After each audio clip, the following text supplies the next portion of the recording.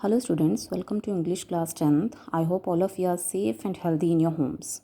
So today we will start chapter 9 of prose book and the name of the chapter is Madam Rides a Bus, written by Wali Kannan. Introduction. In this story, the author tries to present a world as seen from a child's perspective. इस story में author क्या करते हैं, world को child's perspective के through present करते हैं, यानी बच्चे के देखने के नज़रिए के through. Okay, the main character of this story is an 8-year-old girl. और इस स्टोरी का जो मेन करेक्टर है वो है एक 8 साल की छोटी बच्ची जो कहाँ रहती है, विलेज के बस स्टॉप के near. The outside world for Valli is charming and fascinated. और बाहर की दुनिया वली के लिए, Valli is a central character, Valli के लिए बहुत ही चार्मिंग है, बहुत ही फैसिनेटिंग है, बट मिस्टीरियस भी है, रहस्यमयी भी है, because she doesn't know anything about outside world. She longs to experience it by her self. अब उसकी ये बहुत इच्छा है कि वो आउटसाइड वर्ल्ड का एक्सपीरियंस खुद करे. The author present an interesting description of her maiden journey. Author एक बहुत ही ब्यूटीफुल डिस्क्रिप्शन प्रेजेंट करते हैं. मेडन यानी कि अनमैरिड गर्ल, तो उस अकेले की जो जर्नी होती है उस गर्ल की, वो प्रेजेंट करते हैं. एंड हर कॉन्फिडेंस, और उसके आत्मविश्वास के बारे में भी बताते हैं in dealing with people of the outer world, कि कितनी कॉन्फिडेंटली वो स्ट्रेंज पीपल से डील करती है. For major part of the day she enjoy standing in her doorway. यानी अपने दिन का आधे से ज़्यादा हिस्सा वो किस चीज़ में बिताती है, डोरवे में खड़े होके जितनी भी बस स्टॉप के पास फ्रेनेटिक एक्टिविटीज़ होती हैं उसको वॉच करती है. यानी इतनी फास्ट वे में कोई काम होना जिसको आप नोटिस भी ना कर पाएँ. Okay, Valli develops a desire to enjoy a ride on the bus. अब वली जो है एक डिज़ायर भी डेवलप कर चुकी होती है, और वो क्या डिज़ायर होती है कि वो बस पे राइड करेगी. But she needs to plan meticulously to realise her dream. But अपने इस ड्रीम के लिए उसको थोड़ा केयरफुली प्लान करने की नीड होती है. She curtails her expenses.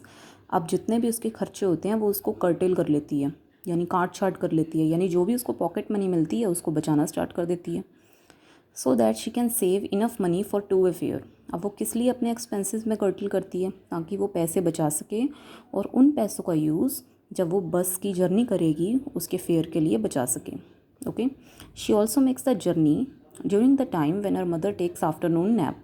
यानी जब उसकी मम्मी दोपहर को सो रही होती है तब वो अपनी जर्नी लेती है. Okay, while on her journey, और जब वो अपनी जर्नी पर होती है, Valli doesn't want anybody's help and wants to feel independent. वो किसी की भी हेल्प लेना नहीं चाहती और क्या फील करना चाहती है, इंडिपेंडेंट. नॉर्मली ऐसा आफ्टर 20 होता है. Okay, but she was only 8-year-old, तो ये काफ़ी स्ट्रेंज है. She enjoys every bit of her journey to the town. अपनी जर्नी का हर एक मोमेंट जो है वो इंजॉय करना चाहती है. But she is careful enough not to get off the bus in the unknown environs of the town. लेकिन वो इतनी केयरफुल होती है कि वो बस से उतरती नहीं है किसी भी अननोन एनवायरन में, यानी कि जिस जगह के बारे में उसको नहीं पता वो वहाँ पे बस से नहीं उतरती. ऑन हर रिटर्न जर्नी, लेकिन जब वो वापसी पे होती है, a sad accident spoils her mood. एक ऐसा एक्सीडेंट होता है, एक ऐसी दुर्घटना होती है जिससे उसका मूड सारा का सारा स्पॉइल हो जाता है. And she just keeps to her self throughout the journey. और वो क्या करती है, पूरी जर्नी अपने में ही गुम रहती है.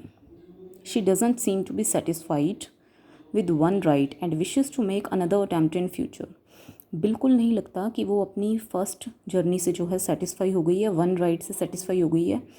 अब उसकी इच्छा होती है कि वो फ्यूचर में एक और जो है राइड करेगी. She is also quite mischievous. वो थोड़ी शरारती भी होती है. When she is sure that her mother didn't know about her journey. जब उसको श्योरिटी हो जाती है कि उसकी जो मदर है इस जर्नी के बारे में कुछ नहीं जानती. Summary. वलीज़ favourite pass time.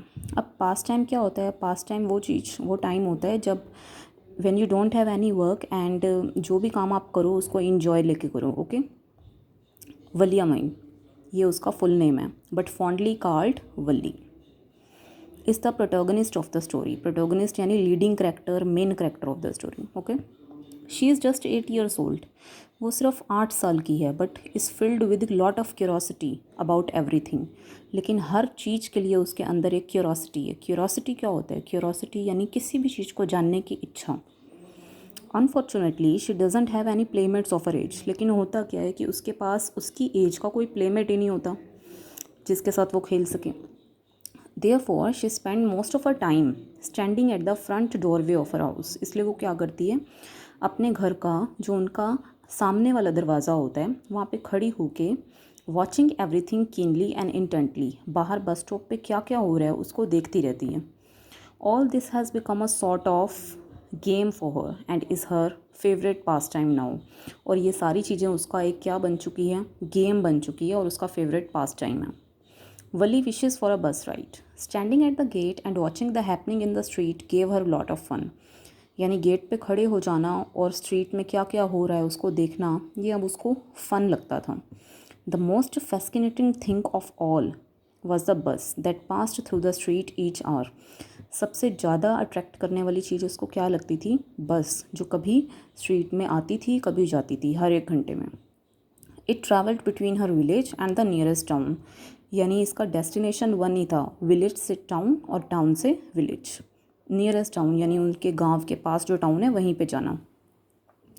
The sight of the bus was a source of unending joy for Valli. यानी बस को देखने का जो उसका साइट थी, वही साइट जो है उसको ऐसा अनएंडिंग जॉय देती थी वली को कि वो उस चीज़ को एंजॉय करती थी। It was a great joy for her to watch new sets of passenger every time. यानी जब वो बस से न्यू पैसेंजर देखती थी तो वो बहुत खुश होती थी। The bus pass through the street, जब स्ट्रीट से बस आती थी। As she watch the bus day after day she developed a wish to have a ride on that. जैसे ही वो डेली देखने लगी कि बस आती है जाती है तो उसके अंदर ये विश डेवलप होने लगी कि वो भी एक दिन जो है बस पे राइड करेगी। Her wish became stronger and stronger until it was an overwhelming desire. उसकी विश डे बाय डे इतनी स्ट्रॉन्ग हो गई, इतनी स्ट्रॉन्ग होती गई कि जब तक कि वो एक ओवरवेलमिंग डिज़ायर नहीं बन गई। ओवरवेलमिंग डिज़ायर क्या होता है? ओवरवेलमिंग डिज़ायर यानी बहुत ही स्ट्रॉन्ग डिज़ायर, बहुत ही तीव्र इच्छा।